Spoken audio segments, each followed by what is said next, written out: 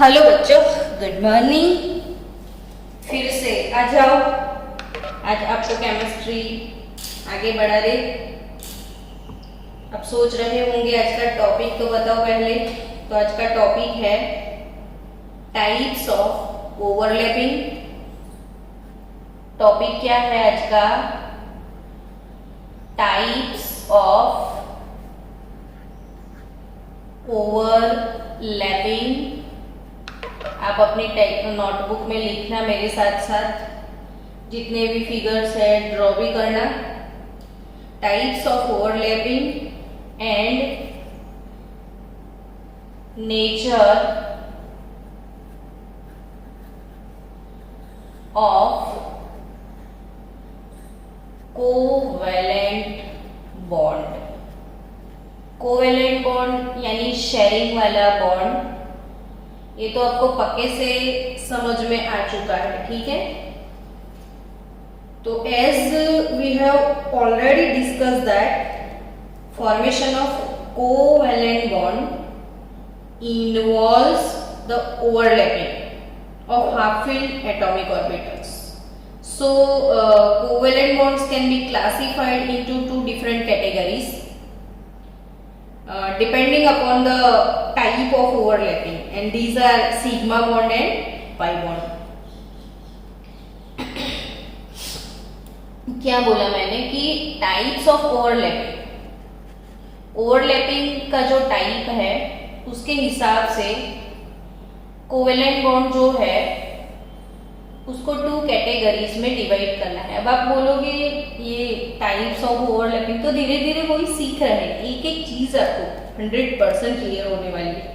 Overlapping ही तो सीख रहे हैं हम।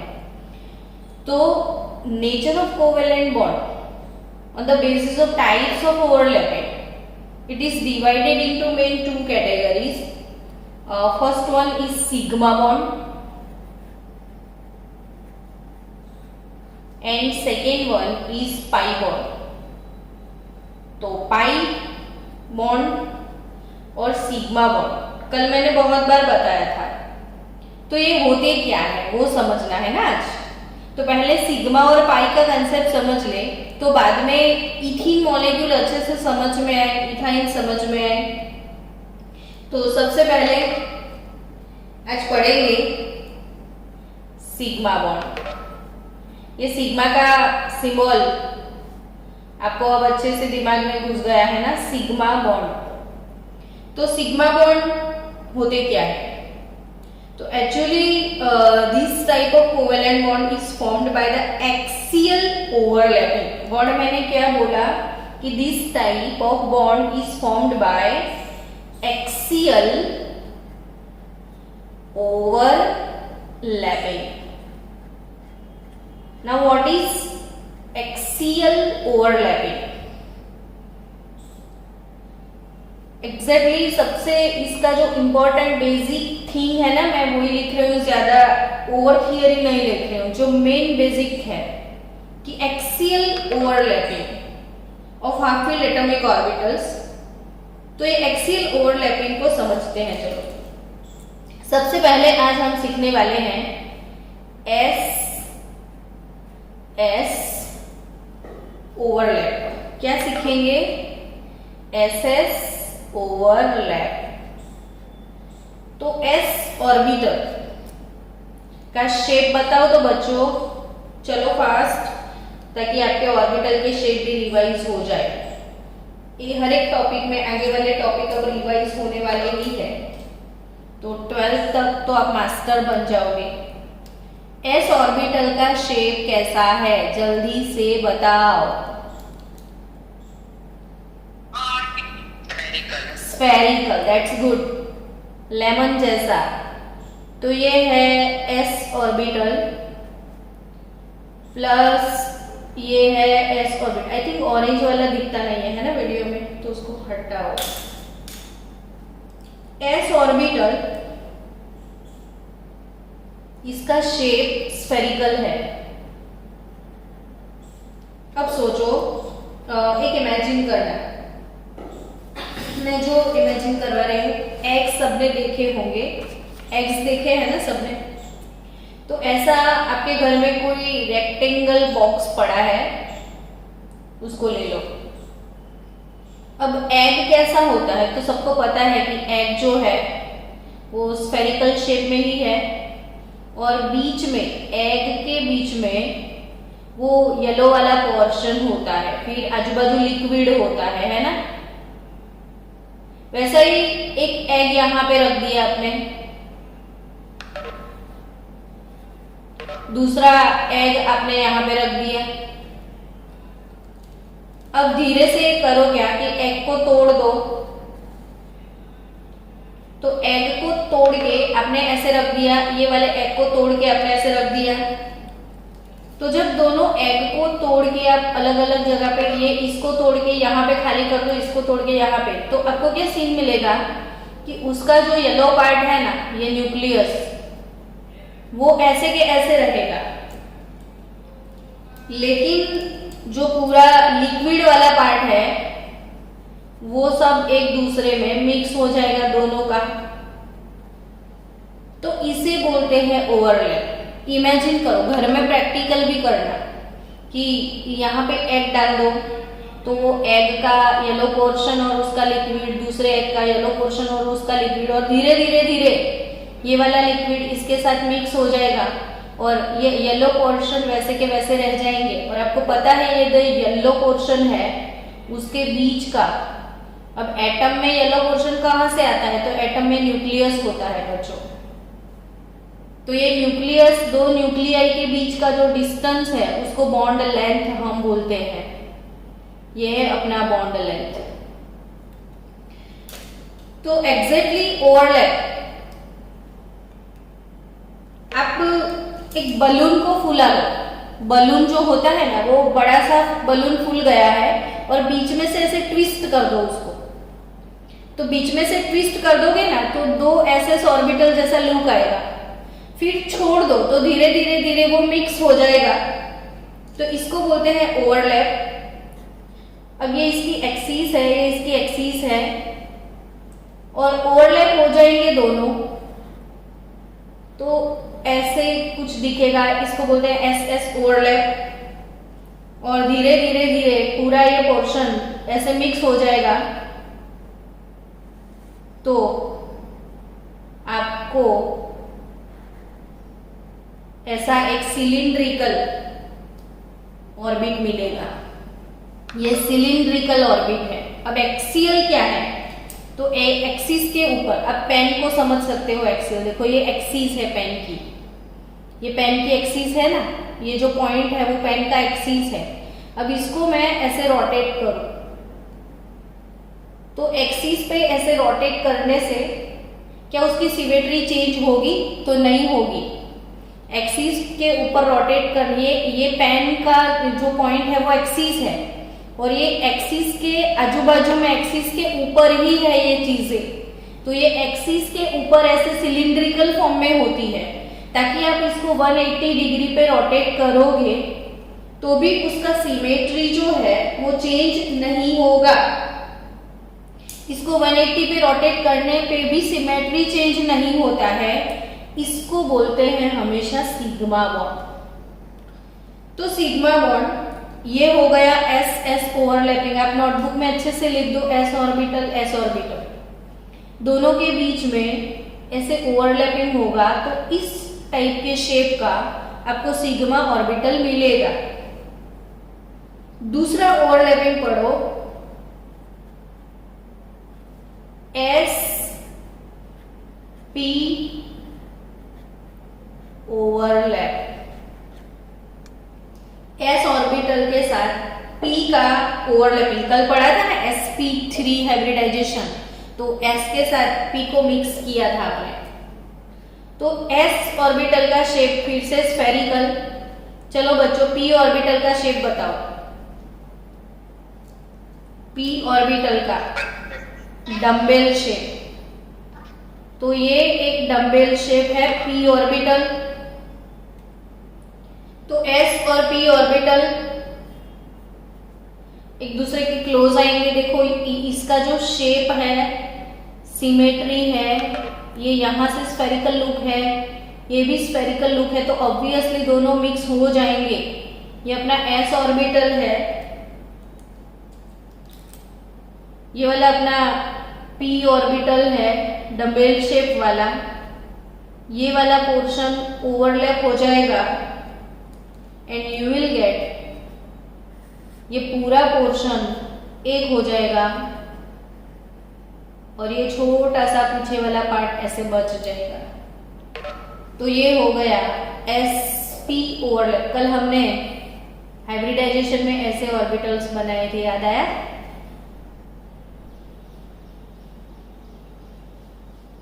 तो ये है sp ऑर्बिटल, sp ओवरलैप। तो ये भी एक्सिस है, देखो ये एक्सिस, ये पेन वाला एक्सिस है, उसके ऊपर ये सिलिंड्रिकल शेप में है, तो रोटेट करोगे तो सिमेट्री चेंज नहीं होगा, तो इसीलिए ये भी है अपना सिग्मा बॉन्ड। ये भी कैसा बॉन्ड है? Sigma bond with sp overlapping. चलो नेक्स्ट, sp ओवरलैपिंग के बाद pp ओवरलैपिंग पढ़ना है, pp ओवरलैप।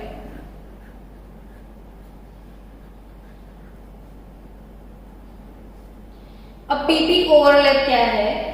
तो p ऑर्बिटल के साथ p ऑर्बिटल, पहले वाला ss सिग्मा बॉन्ड था, दूसरा आपका sp सिग्मा बॉन्ड था। अब pp सिग्मा बॉन्ड बनाने के लिए जा रहे हैं, तो आप सबको पता है कि ये p ऑर्बिटल डम्बेल शेप, दूसरा p ऑर्बिटल ऐसे डम्बेल शेप में होगा। ये p ऑर्बिटल के साथ p ऑर्बिटल का ओवरलैपिंग हुआ, ये दोनों एक दूसरे के क्लोज आते हैं। ये p ऑर्बिटल, ये p ऑर्बिटल एक दूसरे के क्लोज आएंगे, तो ऐसे ओवरलैपिंग होता है।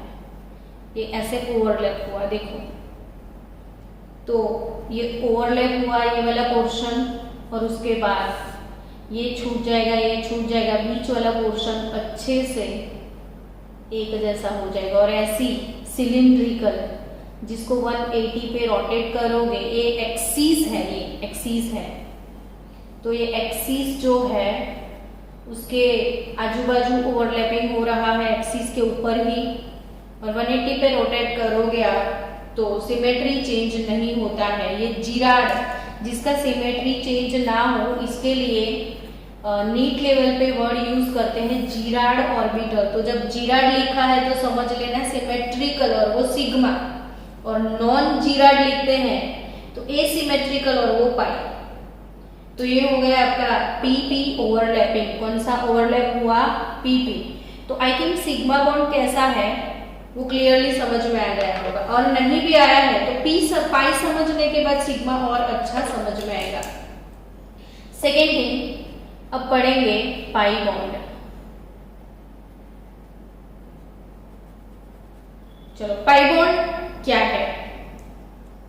तो पाई बॉन्ड के लिए एक p ओवरलैपिंग, लेकिन ऐसा ऑर्बिट लेना है जो एक्सिस को परपेंडिकुलर है। देखो ये एक्सिस के ऊपर छाया हुआ है, ये भी एक्सिस के ऊपर छाया हुआ है, ये एक्सिस यहाँ पे है, देखो ये it is perpendicular to the axis. ये एक्सिस वैसे है, ऑर्बिट ऐसे है, 90 डिग्री के एंगल पे परपेंडिकुलर है। समझ रहे हो बच्चों? एक्सिस ऐसे है, ये रहा एक्सिस, और ऑर्बिट ऐसे फैला हुआ है, तो ये परपेंडिकुलर है। तो एक्सिस के ऊपर यहाँ पे चांस नहीं है कि ओवरलैप हो जाए। ये दूसरा p ऑर्बिटल, अब जब एक दूसरे के क्लोज आएंगे ना ये दोनों ऑर्बिटल,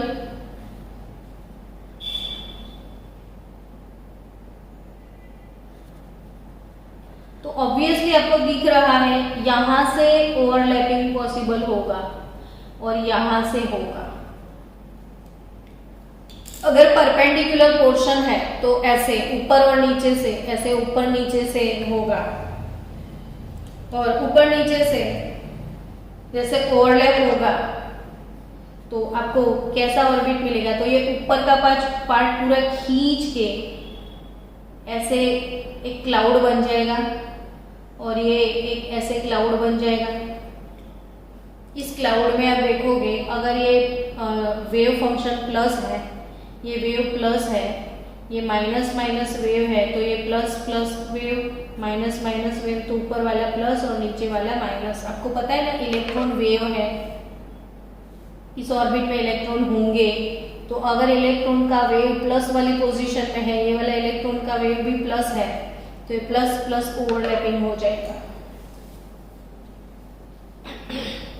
अभी वेव प्लस है माइनस है, तो एक थियरी और भी है पीछे, उसमें भी अब वेव वाला कंसेप्ट क्लियर हो जाएगा, डोंट वरी अबाउट दैट। तो अगर ऐसा बॉन्ड बना, देखो एक्सिस बीच में छूट गया, यहाँ पे एक्सिस अंदर है, ये एक्सिस के आजू बाजू है, यहाँ पे एक्सिस से इनको कोई लेना देना नहीं है, बीच में तो नोड है। अच्छा नोड किसको बोलते हैं, किसको याद है नोड क्या है, जल्दी बताओ तो आंसर। जहाँ पे इलेक्ट्रॉन फाइंडिंग प्रोबेबिलिटी 0 होता है, दैट्स गुड। हाँ, जहाँ पे इलेक्ट्रॉन फाइंडिंग प्रोबेबिलिटी 0 होता है उसको नोड बोलते हैं। ये नॉन जिराड ऑर्बिटल्स होते हैं, ये जिराड होते हैं। इसको 180 पे रोटेट करोगे ना तो प्लस वाला पोर्शन नीचे चला जाएगा, माइनस सिमेट्री चेंज हो जाती है, तो ऐसे बॉन्ड को हम पाई बॉन्ड बोलते हैं। और जो इंटर न्यूक्लियर एक्सिस है ये बीच में ही छूट जाती है, ये न्यूक्लियस के साइड ओवरलैपिंग से मिलता है। So this type of covalent bond is formed when the atomic orbitals overlap in such a way that the axis remains parallel to each other and perpendicular to the internuclear axis. So this is called pi bond. इसको बोलते हैं side overlapping, इसको बोलते हैं axial overlapping. ये है axial overlapping और ये है साइड ओवरलैपिंग। तो ऐसा होता है पाई बॉन्ड। और आई थिंक ऐसा शेप आपने की कोई चीज का देखा है, कोई ऐसा फ्रूट है जिसका शेप ऐसा है बच्चों? तो ये है बनाना बॉन्ड, इसको बनाना बॉन्ड भी बोलते हैं। पाई बॉन्ड का दूसरा नाम है बनाना बॉन्ड। और मैंने आपको एक्सप्लेन किया था ना उस दिन कि डेटिव बॉन्ड क्या था? डेटिव बॉन्ड यानी coordinate covalent bond. Coordinate covalent bond को हम डेटिव बॉन्ड बोलते हैं। और ये पाई बॉन्ड का दूसरा नाम है बनाना बॉन्ड। कौन सा नाम है दूसरा? बनाना बॉन्ड। किसी को याद है कोऑर्डिनेट कोवेलेंट बॉन्ड क्या होता है? जल्दी से।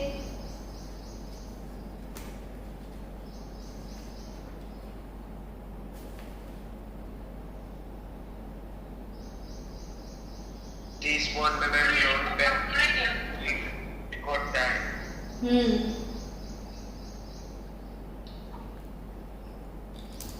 जब शेयरिंग होता है,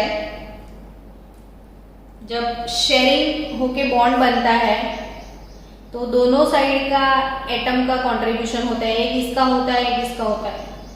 लेकिन जब डेटिव बॉन्ड होता है तो कोई एक एटम से दूसरे को दोनों इलेक्ट्रॉन गिफ्ट में मिलते हैं। तो कोई एक ही एटम अगर 2 इलेक्ट्रॉन किसी को लोन पेयर गिफ्ट करता है तो वो coordinate covalent bond dative bond होता है। और ये है बनाना बॉन्ड। और आई थिंक आपको सिग्मा और पाई बॉन्ड का कंसेप्ट अच्छे से क्लियर हो गया होगा। अब यहाँ पे एक दूसरी चीज सीखनी है आपको कि चलो सिग्मा एंड पाई दोनों में स्ट्रॉन्ग बॉन्ड कौन सा होता है? स्ट्रेंथ किसकी ज्यादा होती है? किसी को पता है? दोनों में से स्ट्रॉन्ग कौन होता है? सिग्मा स्ट्रॉन्ग होता है या पाई स्ट्रॉन्ग होता है? तो आपको याद रखना है बच्चों की स्ट्रेंथ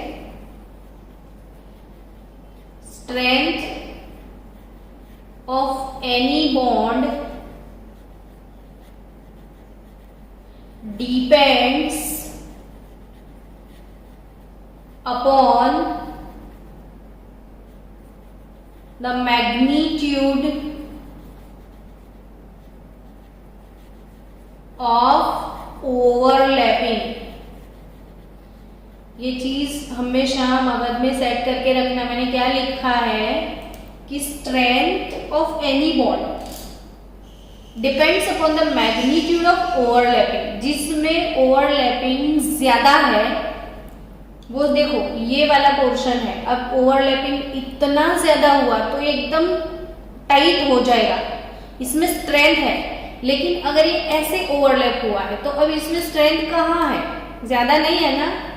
तो वही चीज कि strength of any bond depends upon the magnitude of overlapping. और सिग्मा के अंदर जो ओवरलैपिंग एक्सटेंड है तो यहाँ पे magnitude of overlapping is more than that of pi. Sigma में बहुत ज्यादा पोर्शन ओवरलैप होता है, तो इसीलिए sigma bond is always stronger than pi. यानी सिग्मा एंड पाई में sigma is more stronger than pi bond. Clear? तो फिर से एक बार रिवाइज कर लो, सिग्मा और पाई दोनों में स्ट्रॉन्ग बॉन्ड कौन सा होता है बच्चों? First give me answer. Sigma और पाई दोनों में स्ट्रॉन्ग वाला बॉन्ड कौन सा है? तो सिग्मा। क्यों सिग्मा स्ट्रॉन्ग है? तो strength of any bond depends upon the magnitude of overlapping. Sigma के अंदर जो ओवरलैपिंग हो रहा है और पाई के अंदर बस इतू सा ओवरलैप होता है, वो भी हेड टू हेड नहीं है, साइड साइड है, और ये हेड टू हेड ओवरलैपिंग है। तो यहाँ पे ओवरलैपिंग पोर्शन बहुत ज्यादा बढ़ गया है, मैग्नीट्यूड इसमें ज्यादा है, इसीलिए काफी स्ट्रॉन्ग है और पाई बॉन्ड वीक होता है। तो जो सिग्मा और पाई जब दोनों प्रेजेंट होते हैं और आप बॉन्ड तोड़ने की कोशिश करोगे तो सबसे पहले पाई बॉन्ड ब्रेक होता है, सिग्मा नहीं होता है ब्रेक। तो क्यों पाई बॉन्ड पहले ब्रेक हो जाता है? तो रीजन यही है कि sigma bond is always stronger than pi bond. अब मैंने कल sp3 हाइब्रिडाइजेशन आपको पढ़ाया, तो sp3 हाइब्रिडाइजेशन की बात की जाए। चलो, sp हाइब्रिडाइजेशन होता है, sp2 हाइब्रिडाइजेशन भी होता है, sp3 हाइब्रिडाइजेशन भी होता है। अब जब sp हाइब्रिडाइजेशन होता है तो उसमें 1s ऑर्बिटल होगा और 1p ऑर्बिटल होगा, यानी जस्ट 2 ऑर्बिटल्स है। जब 2 ऑर्बिटल है तो s कैरेक्टर कितना होगा? तो 50% होगा इसमें, और p कैरेक्टर कितना होगा? तो वो भी 50% होता है। लेकिन जब sp2 हाइब्रिडाइजेशन होता है तो एक s ऑर्बिटल के साथ 2 p ऑर्बिटल का ओवरलैप होता है। एक s के साथ अगर 2 p मिक्स होते हैं तो नई टोटल ऑर्बिटल 3 बनेगी। जितनी मिक्स होती है उतनी ही न्यू ऑर्बिटल्स फॉर्म होती है। अगर 3 ऑर्बिटल का हाइब्रिडाइजेशन होता है तो again there are 3 new hybrid orbitals.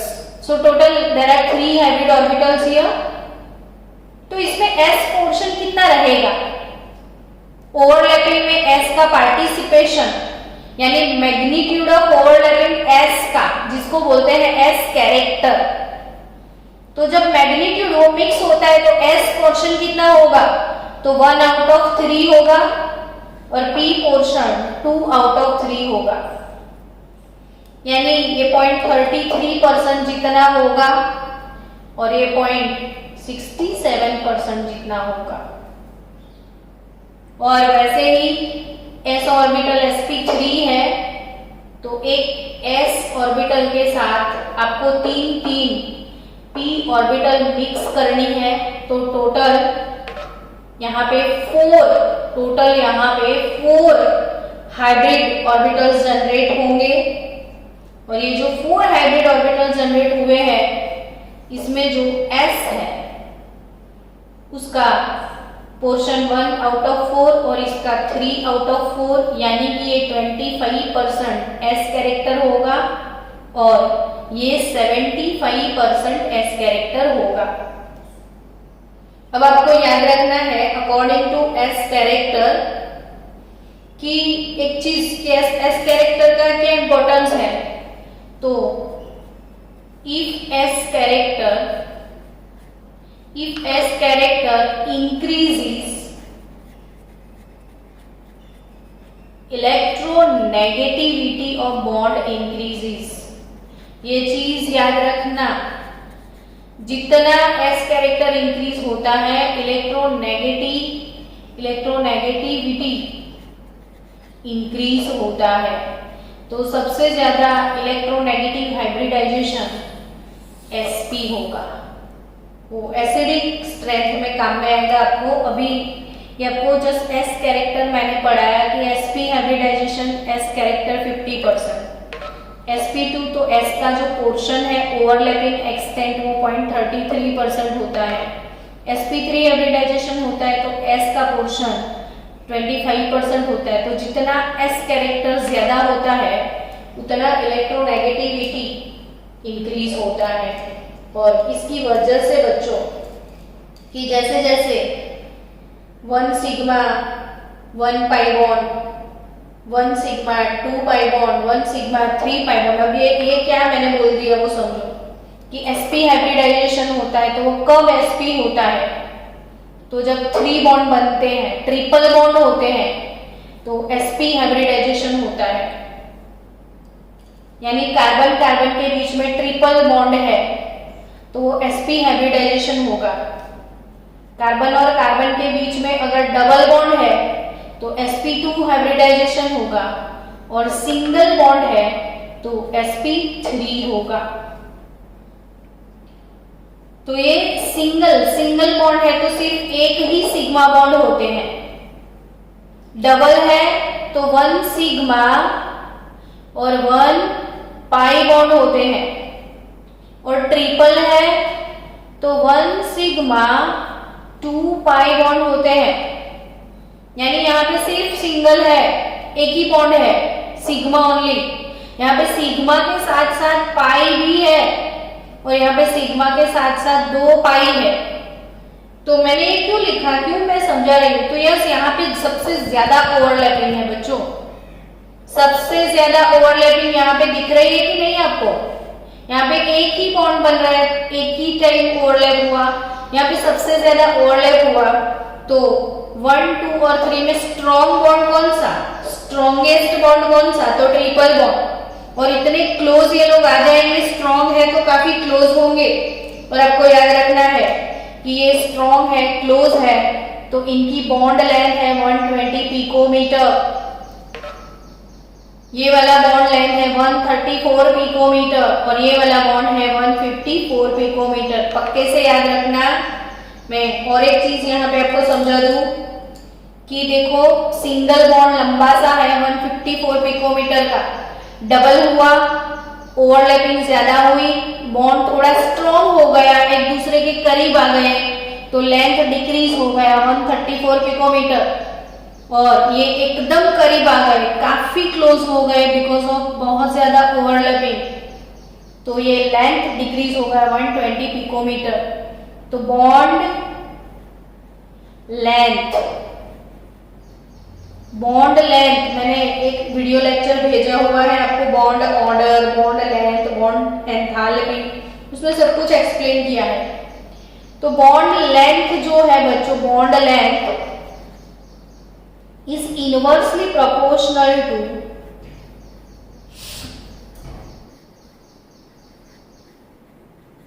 bond order। यानी कि bond length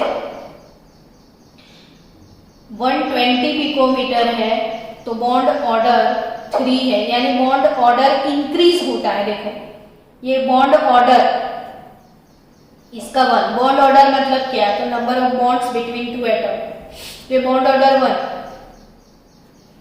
bond order 2, bond order 3। तो बॉन्ड ऑर्डर इंक्रीज हुआ, बॉन्ड लेंथ डिक्रीज हुआ, तो इनवर्स रिलेशन हुआ। ये सारी छोटी छोटी चीजें आपके लिए आईएमपी है। तो आज आपने पढ़ लिया सिग्मा बॉन्ड और पाई बॉन्ड का कंसेप्ट। सिग्मा बॉन्ड किसको बोलते हैं? तो सिग्मा बॉन्ड उसको बोलते हैं जो एक्सिस के ऊपर ओवरलैपिंग होता है, एक्सियल ओवरलैपिंग होता है, एक्सिस के ऊपर ओवरलैपिंग होता है, और जिसको रोटेट करने से सिमेट्री चेंज नहीं होती है, जिसको जिराड बोलते हैं, वो सिग्मा ऑर्बिटल है। पाई ऑर्बिटल क्या है? तो जिसमें साइड साइड ओवरलैपिंग है, साइड साइड ओवरलैपिंग, ऊपर से नीचे से ऐसे, तो साइड साइड ओवरलैपिंग है, परपेंडिकुलर टू द एक्सिस है, तो वैसे बॉन्ड को हम बनाना बॉन्ड बोलते हैं। ये नॉन जिराड है, अगर आप रोटेट करोगे तो सिमेट्री चेंज हो जाएगी। तो ये पाई बॉन्ड है। सिग्मा बॉन्ड में ओवरलैप ज्यादा होता है, पाई बॉन्ड में ओवरलैपिंग कम होता है, इसीलिए सिग्मा बॉन्ड स्ट्रॉन्ग होता है। फिर मैंने आपको क्या समझाया कि ये कंट्रीब्यूशन ओवरलैपिंग के अंदर S का कंट्रीब्यूशन कितना होता है, वो ये क्वेश्चंस ऐसे आते हैं sp, sp2, sp3। तो इसे जितना S कैरेक्टर ज्यादा, सबसे ज्यादा S कैरेक्टर इसमें है, तो ये सबसे ज्यादा इलेक्ट्रोनेगेटिव होता है। तो S कैरेक्टर जितना इंक्रीज होता है, इलेक्ट्रोनेगेटिविटी मॉलिक्यूल की उतनी इंक्रीज हो जाती है। तो यहाँ पे ये चीज समझे कि ओवरलैपिंग इसमें ज्यादा है। देयर आर 3 बॉन्ड, एक सिग्मा 2 पाई। आपको याद रखना है कि 1, 2, 3 बॉन्ड होंगे ना, तो वो sp हाइब्रिडाइजेशन होता है। 1 और 2 डबल बॉन्ड होते हैं तो sp2 हाइब्रिडाइजेशन होता है, और जब सिंगल बॉन्ड होता है तो sp3 हाइब्रिडाइजेशन होता है। और बॉन्ड लेंथ भी तीनों का याद रखना है। सिंगल वाला 154 पिकोमीटर का है, डबल वाला 134 पिकोमीटर का है, और ट्रिपल वाला 120 पिकोमीटर का है। तो बच्चों, बॉन्ड ऑर्डर जैसे इंक्रीज हुआ तो बॉन्ड लेंथ डिक्रीज होता है, तो स्टेबिलिटी भी इंक्रीज होती है। सबसे ज्यादा स्टेबल ये वाला है क्योंकि ये जल्दी टूटेगा नहीं। तो सबसे ज्यादा स्टेबल ये ट्रिपल बॉन्ड है, क्योंकि 3-3 बॉन्ड हमको तोड़ने पड़ेंगे। बॉन्ड को तोड़ने के लिए जो एनर्जी हम प्रोवाइड करते हैं उसको बोलते हैं बॉन्ड एंथैल्पी। बॉन्ड को ब्रेक करने के लिए जो एनर्जी देना पड़ता है वो होता है बॉन्ड एंथैल्पी। और यहाँ पे 3-3 बॉन्ड ब्रेक करने हैं, तो सबसे ज्यादा बॉन्ड एंथैल्पी इसकी होगी।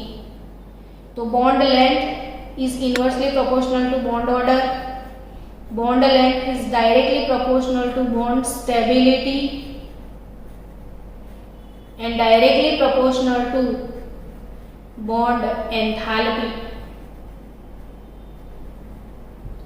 तो बॉन्ड लेंथ ज्यादा है तो बॉन्ड एंथैल्पी कम हो जाएगी, तो इनवर्स रिलेशन आएगा। बॉन्ड लेंथ ज्यादा है तो बॉन्ड एंथैल्पी कम, लंबा बॉन्ड जल्दी से ब्रेक हो जाता है। तो ये चीजें अंदर से खुद से समझ को रट्टा मत मारो, खुद से समझ सकते हो कि ज्यादा लंबा है तो जल्दी टूट जाएगा, ज्यादा लंबा है तो जल्दी टूट जाएगा, तो वो कम स्टेबल है। जल्दी नहीं टूटेगा तो वो ज्यादा स्टेबल है। लेंथ छोटा है तो क्लोज है तो वो जल्दी ब्रेक नहीं होगा, तो वो जल्दी से नहीं ब्रेक टूटेगा या स्टेबल है, इसको ज्यादा एनर्जी चाहिए। तो ये सारी चीजें आज क्लियर हो गई। sp2 और sp हाइब्रिडाइजेशन वैसे भी हमको पढ़ना है।